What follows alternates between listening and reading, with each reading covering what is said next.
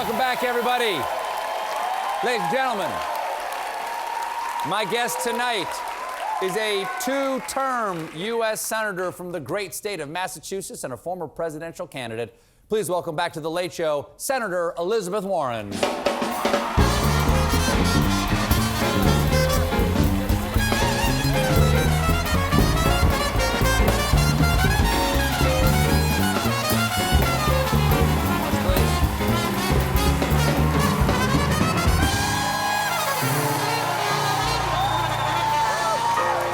Thank you so much for being here. It's nice to see you again. It's always a shot in the arm to have you here. You bet I'll shoot your arm anytime. I'm well, ready. You and your husband, Bruce, yes. I just learned, got COVID in December. Yes. How did it feel and how are you doing? Look, I was kind of fluish for about a day and a half, and that's it. Yeah, I'm done. You boosted and everything? Yeah, because that's the deal. Is that vaccine plus the booster means that when you get sick, you just get a little bit sick for most people. So everybody, get vaccinated, get your booster. Now, everybody here is vaccinated. Good. These are it-getters right Good. here. Now, good. How long were you home? How long were you isolated? Oh, well, you have to isolate back then for 10 days 10 before days. they changed right. it to 5. Bailey must have been happy to have you guys around the whole time. Bailey wants us there 24/7 at his beck and call. And the parts he didn't like was that we couldn't take him everywhere where he likes to go, but we could take him outside for good walks. Bailey is, he's a dog who has certain expectations. Has he stolen any burritos recently? Oh. Because he's a burrito thief. We learned this from the actually campaign is. trail. And we try to keep our house as a burrito-free zone because of Bailey. Exactly. You don't want to tempt him. That's exactly. Okay. Now, let's talk about the Voting Rights Act that's going to come up before the Senate tomorrow? Yeah. Tomorrow? Okay. In 1957, Martin Luther King Jr. called voter restrictions, quote, a tragic betrayal of the highest mandates of our democratic tradition. And then tomorrow you'll vote on the Freedom to Vote, the John R. Lewis Act. What is it, and how did we get back here that we need it? Okay.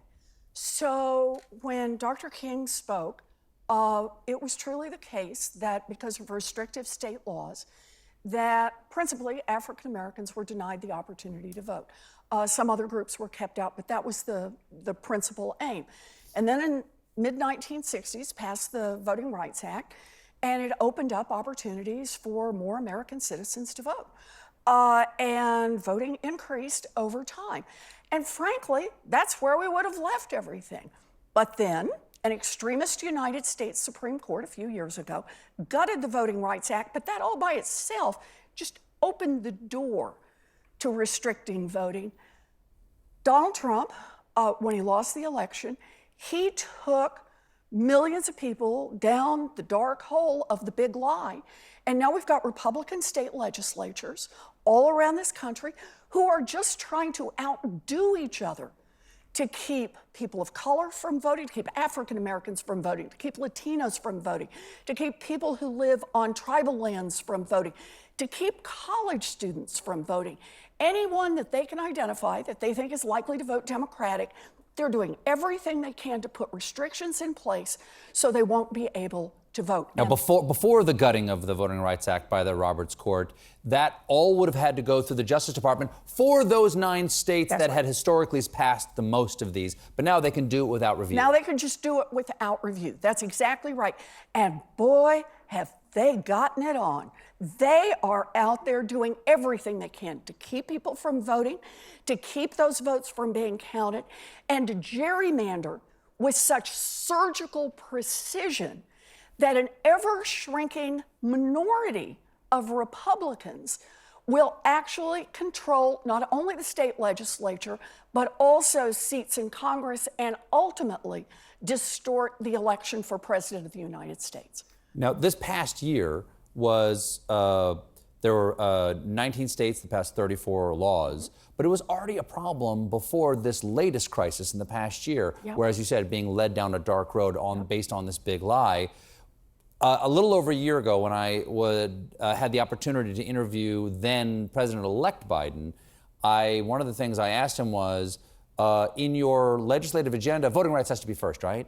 Because everything else you want to do is for naught unless you get the voting rights first, because it'll just be reversed by the next person who comes in, because there won't be any actual democratic representation of the American people if these voting restrictions go through. Why is it fourth or fifth? Why is it where it is?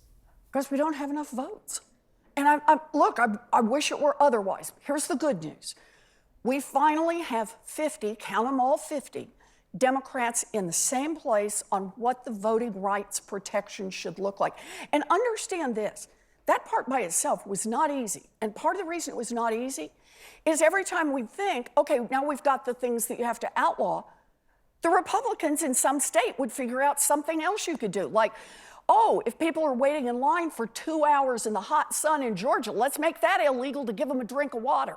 So you had to keep changing the federal laws, but we finally got that bill in place. And here's the thing.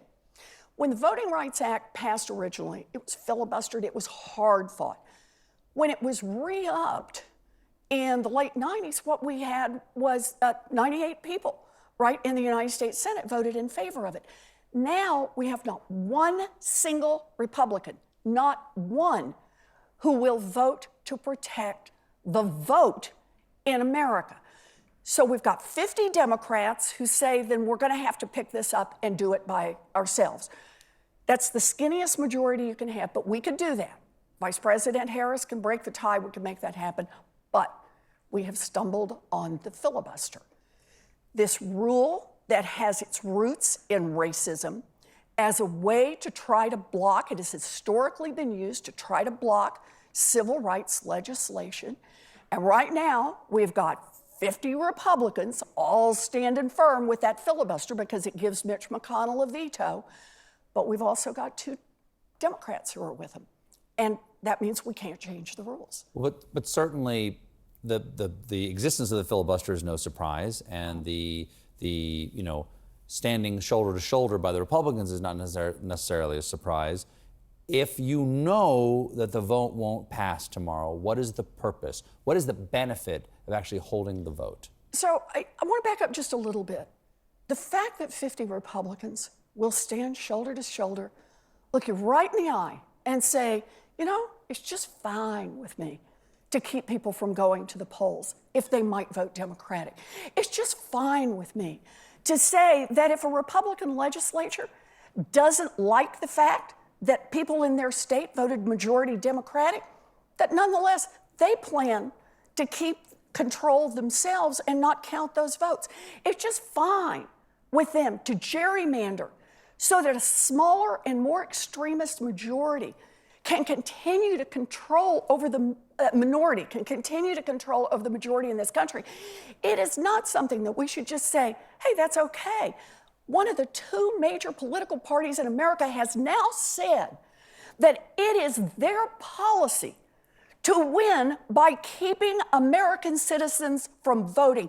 And by God, we ought to put them on the record, make them vote on that, make a record of that, and hold them accountable in the next election. Enough. We have to take a quick break, but stick around. When we come back, the senator and I will talk about the future or failure of the filibuster.